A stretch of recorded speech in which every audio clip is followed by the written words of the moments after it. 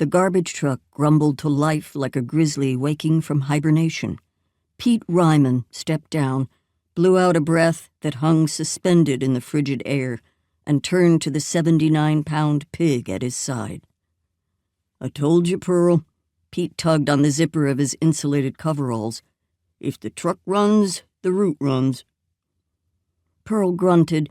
Pete unplugged the block heater as they made their way back to the passenger side, which was on the left in this particular vehicle, a beat-up, hand-me-down expediter that the town of Sleeping Grass had purchased from nearby Shelby when Shelby bought a new Kenworth T370.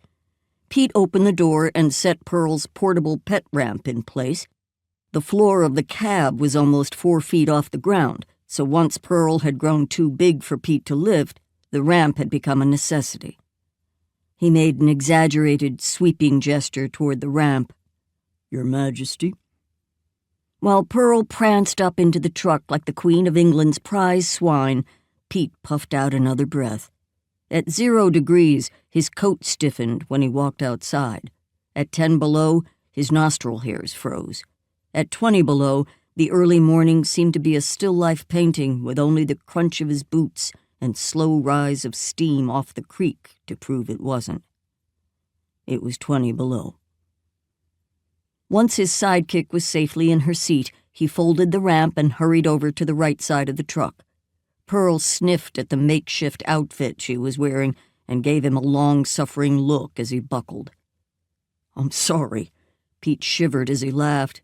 "It was the best I could do." Pete had always believed an animal should wear only the covering God gave it. He'd mercilessly teased Windy Ray about the sweaters the old man put on his scruffy little dog, but what kind of protection did a pot-bellied pig have against a morning like this? He'd shortened the sleeves of an old hoodie with scissors, then tied up the back with a rubber band to keep the sweatshirt from dragging underneath her. She looked, well, ridiculous.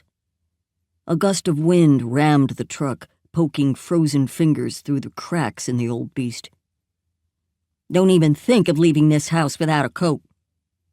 The words pelted him like a sleet, and he shook his head. For most folks, February was the shortest month of the year. For Pete, it was the longest. In February, the wind carried his mother's voice.